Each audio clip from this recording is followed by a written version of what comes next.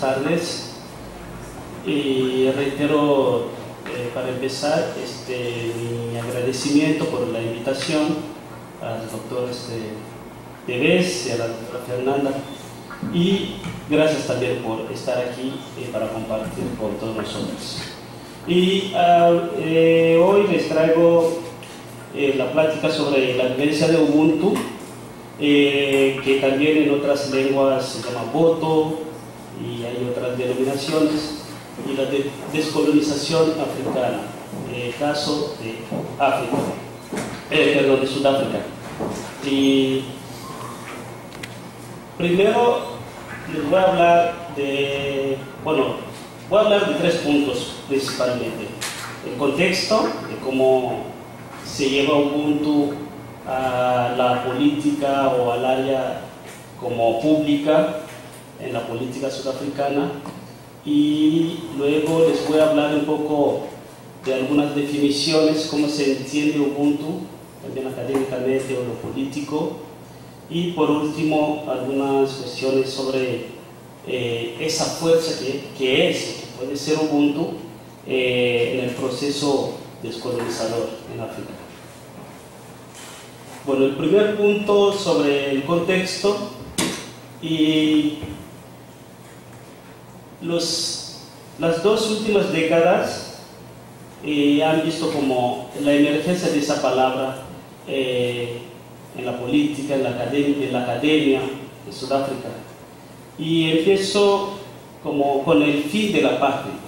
El fin de la parte fue fundamental como para la emergencia de la palabra o del concepto Ubuntu en las escuelas. La política también, aunque sí se puede encontrar antes del fin de la apartheid, sí se puede encontrar en algunos escritos, incluso antes de, como finales del 19, pero el Ubuntu el que estamos hablando aquí es un concepto que tiene mucha fuerza desde el fin de la apartheid.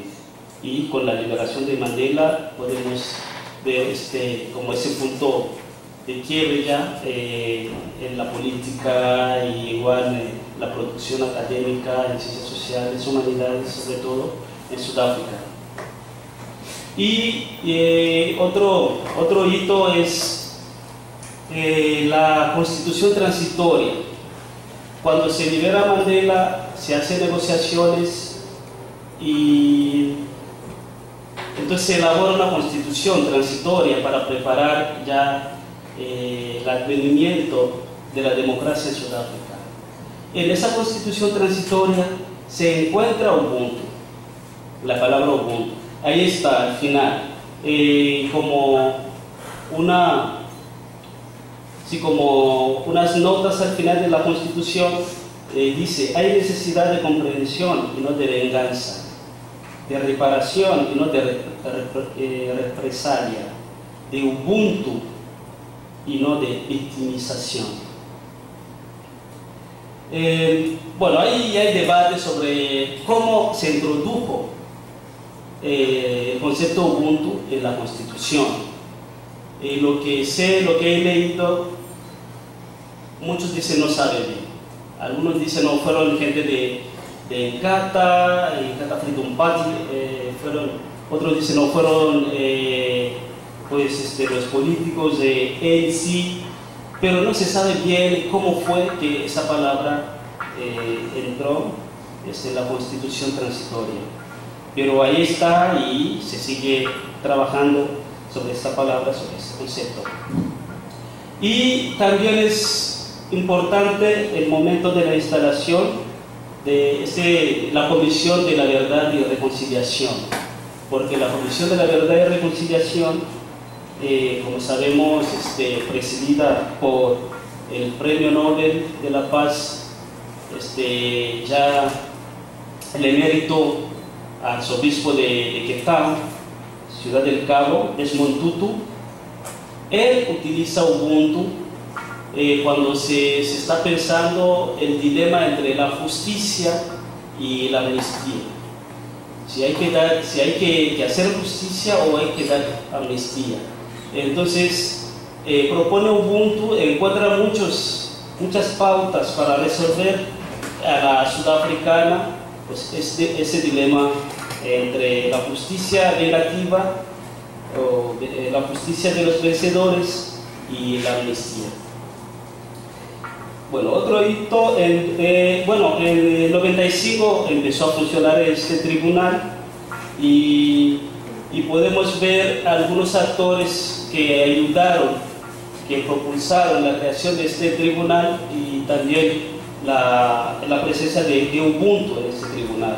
Entre ellos se puede citar a Dula Omar, que fue ministro de Justicia del primer gobierno de ANC, o sea, cuando Mandela estaba en el poder, y él fue profesor de Derecho, fue ministro de Justicia y propuso como vía de salida evitar la venganza, la justicia como de Nuremberg, y tampoco la amnistía total, ¿no? Y también fue muy importante la figura de Kader Asmal, entonces profesor de Derechos Humanos en la Universidad del Cabo, de la ciudad del Cabo, Argentina. Y también fue un miembro muy influyente de la ANC.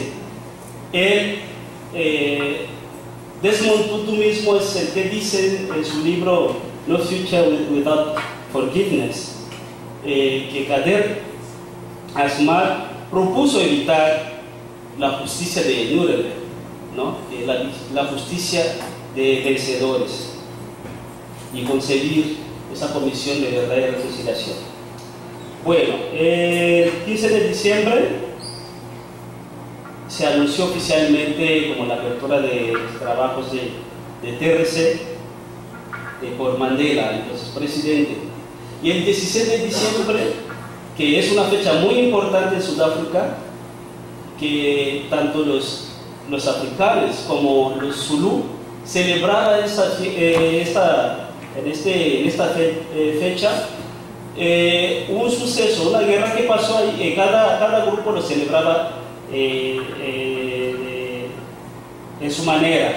Entonces lo juntaron para celebrar cada 16 de diciembre el Día de la Reconciliación en Sudáfrica. Y fue ese día que fue escogido para celebrar, para abrir ya oficialmente los trabajos del TRC. Y cabe mencionar que en el TRC hicieron todo lo posible para que hubiera todos los grupos, o digamos todas las razas de Sudáfrica, o sea, los blancos, negros, colorados, indians. Bueno, en la TRC cabe mencionar también que funcionó desde esa fecha hasta 2003, con la entrega del reporte final al presidente Thabo Mbeki, que sucedió a Mandela. Y entonces, con esos puntos podemos afirmar con este autor, Leonhard Prag, que Ubuntu, como Ubuntu se lleva a la política, Ubuntu es acerca del poder. Ubuntu, cuando se habla de Ubuntu, se puede pensar, en el caso sudafricano, hoy en día se puede pensar también acerca del poder. Y no solo el poder político como tal, aunque sí fue fundamental, pero ese poder de transformar, esa capacidad de hacer que las cosas se hagan, de cambiar las cosas. Bueno, el segundo punto, ¿cómo se ha concebido, cómo se ha definido Ubuntu? Hay varios autores que han escrito sobre Ubuntu y pues lo primero también lo han definido, ¿no? Y aquí les traigo nada más como a dos autores principales. O sea, si uno habla de Ubuntu no puede no mencionar a estos autores. El primero es Desmond Tutu, que fue una pieza fundamental en la Comisión de la Verdad y Reconciliación. Y él mismo empieza diciendo que Ubuntu es, un poco complejo definirlo. En San Miguel, el profesor Luis Godoy nos decía eso, ese problema de cómo definimos, de cómo definir los conceptos en lenguas africanas, en las vivencias africanas, pasarlos a lenguas occidentales, lenguas europeas. Muchas veces se pierden algunos significados, algunas prácticas, algunas vivencias, no se abarca todo. Y aquí también Ubuntu tiene mucho de esto. No se terminará de definir Ubuntu. Algunos dicen que Ubuntu es como la filosofía africana en sí. Si uno quiere hacer filosofía africana, debe ir a Ubuntu. Ubuntu es todo, ¿sí? Porque en el Ubuntu podemos encontrar lo epistemológico, lo ontológico, lo metafísico, lo ético, lo político, ¿sí? Incluso lo estético. Bueno, entonces, pero Desmond Tutu da algunas definiciones y parte de una máxima Zulu y cosa que se dice Ubuntu Ngabantu, que la persona es persona a través de o en medio de otras personas. Y de ahí va desarrollando la idea y hay un momento donde dice yo soy porque somos. Eso lo explica. Mi humanidad está involucrada, está inextricablemente relacionada a tu humanidad. O pertenecemos a un haz de vida, ¿sí? Porque la vida la compartimos. Uno no tiene vida por sí sola, no hay generación espontánea de vida. Siempre dependemos de otros para tener vida. Entonces hacemos parte de un haz de vida. Bueno, Mogobe Ramose, que es un filósofo sudafricano, él profundiza más ideas de Ubuntu y aquí él dice, lo divide en dos. Ubuntu consiste en dos términos clave: Ubuntu. Y entonces Ubuntu para él es lo ontológico, y tú lo epistemológico. Yo diría aquí también lo fenomenológico, porque desde el tú se manifiesta o se puede pensar toda la realidad en la cosmovisión Bantu. Porque la realidad, un autor diría, Jan Hans, la cosmovisión Bantu se compone de 4 formas fenoménicas del tú, que es Muntu, la persona; Kintu, la cosa; Kuntu, el modo o la manera de hacer o de vivir; y Hantu, que es el espacio-tiempo, la dimensión espacio-temporal. Eso constituye la realidad en la que un mundo vive. Y por eso en tú es también eso, es lo fenomenológico, epistemológico, porque vamos conociendo la realidad según el desenvolvimiento de ese tú en el mundo. Entonces Ubuntu, por otro lado, si lo unimos en tú como lo epistemológico y Ubu como lo ontológico, lo abstracto, entonces Ubuntu primero puede ser entendido como una abstracción de la realidad, y en segundo momento como Muntu es la persona en singular y Bantu plural de personas. Ubuntu también puede ser entendido como la abstracción del plural del Bantu, de Bantu. No sé si me explico. Como Bantu se puede pluralizar abstractamente y hablar de Ubuntu. Entonces, en ese sentido, Ubuntu es la humanidad. Ubuntu es la humanidad, pero al mismo tiempo es la realidad en la que ese humano vive, ¿sí? Bueno, y ahí habla, si separamos Ubuntu, Ubu y tú, y si decimos que el tú es esa manifestación, ser siendo, como dice, ese ser deviniendo. Entonces entendemos al ser humano desde una cosmovisión bantú como un ser no acabado, como un ser que se está haciendo, y de ahí se puede desprender muchas consecuencias. O sea, por ejemplo, en cuestión de identidad, las identidades son eso, se está haciendo. Yo soy Kaposi, sí, pero sigo siendo Kaposi. No soy un Kaposi ahí estático, soy un Kaposi siempre dinámico, ¿sí? Y él dice entonces, desde esa perspectiva, entender Ubuntu como humanness o humanity en vez de humanism, ¿sí? Porque humanity tiene ese sentido de apertura, de abrirse hacia el otro, hacia la otra realidad, hacia los que con lo que hago parte. Bueno, hay un autor, Emmanuel Onyebuchieze, que retoma muchas ideas, esas ideas que les traje aquí, las retoma de Ramose, y para presentar como unos postulados éticos de Ubuntu. El primer postulado es que está ese soldo de mi hermano que está aquí, Tsepo, lo traduzco directamente al español. La persona es persona a través de otra persona, eso es lo fundamental, ese es Ubuntu. Pero el segundo postulado es: ignora la vaca y salva al ser humano, porque la vida es más grande que la riqueza.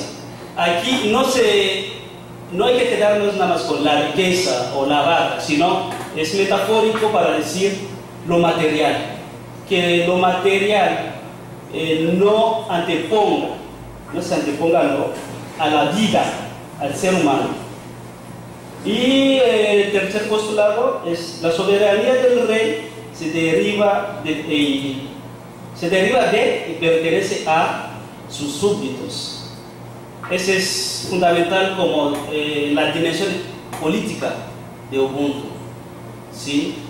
El rey, su soberanía es de los súbditos. Cuando los súbditos dicen ya no tenemos fe en él, lo puede cambiar.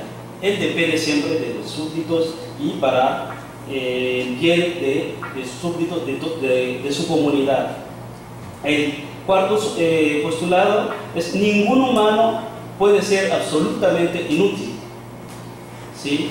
Y aquí podemos igual hablar de lo que se ha hablado aquí, cómo se integra a los que se consideran a veces en las sociedades occidentales como inútiles, inservibles, desechables. Pero aquí lo está diciendo: ningún humano puede ser desechable, puede ser inútil, hasta locos. Hay forma de cómo entregarlos en la comunidad, ¿sí? Bueno, desde ese postulado hay autores como John Beatty, que entonces desarrolla la idea de pertenecer. Dice: yo soy porque somos, y porque somos, entonces soy. Ese es como el desarrollo de la idea de Tutu, que dice: yo soy porque nosotros somos. Es decir, yo soy porque somos, y como somos, entonces soy. Y hay otro ganés que dice, ese Zobo, y empieza él desde como una prioridad ontológica de nosotros, y dice: nosotros somos, entonces soy, y porque somos, entonces, no, perdón, nosotros somos, por tanto soy, porque soy, entonces nosotros somos. Es lo mismo, pero hay un matiz desde lo que se puede pensar como prioridad ontológica de nosotros sobre el yo. Y este autor, Emmanuel Eze, dice: no se peleen. Entonces hay como una cierta contemporaneidad, hay una simultaneidad entre nosotros y el yo, ¿sí? Porque el yo hace nosotros y viceversa. Ahora, el último punto. Todo ese marco teórico, práctico, ese pragmático de Ubuntu, cómo pensarlo, o cómo se ha pensado en la descolonización, en el caso de Sudáfrica, y cómo pensarlo ya, o cómo, en qué nos puede ayudar como para la descolonización, ¿no? Y en Sudáfrica la política ya contemporánea fue en Cata Freedom Party que introdujo la postremería de los 70 la palabra Ubuntu en su lucha cuando él sí estaba prohibido, ¿sí?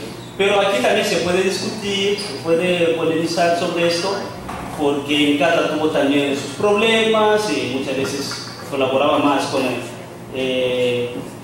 los blancos que con ANC, cosas por el estilo. Pero bueno, también como ya dije, Ubuntu se encuentra ya en la Constitución de 93, la Constitución transitoria. Y que mi hermano Checo dijo en su plática de ayer, o no me acuerdo si es de ayer de San Miguel, curiosamente Ubuntu desaparece en la Constitución, en la última Constitución, ¿no?, del 96. Pero no desaparecen en la arena política, en lo académico, se sigue teorizando, se sigue reflexionando, se sigue polemizando sobre Ubuntu. Entonces, lo que yo he pensado como lo que puede ser la fuerza de este concepto, de esta filosofía o de esta ética o humanismo africano, que quieran llamarlo, es lo que se ha dicho aquí. También la doctora Fernanda lo dijo, el doctor Lewis Gordon lo dijo, y Ramos lo dice también, la lucha por la razón. La lucha por la razón. Es esa lucha desde una racionalidad distinta, porque Ubuntu nos da una racionalidad distinta. La razón es un atributo eminentemente humano, cualquier humano tiene razón, pero la racionalidad ya es más óntica, es histórica, es contextual, circunstancial. La racionalidad bueno, lo que se llama hoy en día como razón, como ser racional, es una racionalidad occidental que se nos impuso por la colonialidad de poder, de saber, y como la razón. No es la razón, es la racionalidad occidental, y cada pueblo tiene una racionalidad. La racionalidad es la particularización de la razón en cada cultura, cada historia, cada pueblo. Entonces, desde Ubuntu tenemos esa racionalidad distinta que se arraiga en esa humanidad compartida. Una humanidad que se abre también. Es una humanidad compartida pero abierta. Bueno, de por sí, como es compartida, es abierta. Pero es abierta también a otros seres cósmicos, ¿sí? Porque mi humanidad, como está ligada a otros humanos, y no solo a otros humanos, aquí no tengo tiempo para profundizar esto, pero se puede profundizar desde el totemismo, por ejemplo. Se puede concebir esa humanidad abierta a otros seres cósmicos, porque esos seres cósmicos me hacen lo que soy. No puedo ser humano sin respirar, sin comer, sin tomar agua, etcétera, etcétera. Entonces, esos seres humanos, otros seres cósmicos me hacen humano. De ahí pensar como en esa comunidad cósmica de vida. Es como aquí les traje este verbo de un filósofo mixteco mexicano, Ignacio Gómez Castro. Él habla de cómo sentipensar con el otro. O sea, no es nada más pensar. La racionalidad occidental ha querido como excluir los sentimientos en el pensamiento, ¿no? El ser humano es uno, el sentimiento es pensamiento. Entonces hay que sentipensar con un ser humano, con otro ser humano, sentipensar con un árbol, sentipensar con una montaña, etcétera, etcétera. Es otra racionalidad, ¿sí? Pero que tiene razón. Y el otro punto es partir de los valores de Ubuntu que se siguen viviendo, como generosidad, compasión, que se siguen viviendo en pueblos africanos, en muchos pueblos africanos. Y también que viene de este autor, Gómez Castro, la compartencia, que él apoya ese término para como contrarrestar con lo actual, la competencia. Todo el mundo está en la competencia. No, Ubuntu es la compartencia de la competencia. Y por último, enfatizar esta solidaridad anamnética y afectiva. Me gustó cuando dijo el doctor Tevez ayer lo de afección, ¿no? Y aquí hay un autor, Muñarazzi, que trabaja en la Universidad de KwaZulu-Natal. Desde Ubuntu habla de esa solidaridad anamnética afectiva que se denota en: si yo soy Kakosi es porque tengo antepasados, y esos antepasados de la cosmovisión Bantu siguen siendo Bantu. Para nosotros los que murieron son Bantu también, son personas, no vivas, pero personas, siguen actuando, siguen influyendo en nuestras vidas. Pero también, entonces tengo que ser solidario con ellos. Bueno, ahí se puede hablar de cultos a los ancestros, etc. Pero como soy solidario con ellos, tengo que ser solidario también con la comunidad o la generación futura. ¿Sí? Es una solidaridad anamnética, de memoria de los antepasados, pero también hacia los que vienen. Y afectiva, porque es una solidaridad, no es como caridad, nada más te doy punto. No, me solidarizo contigo porque eres mi hermano, haces parte de mí. Por eso ya termino, gracias.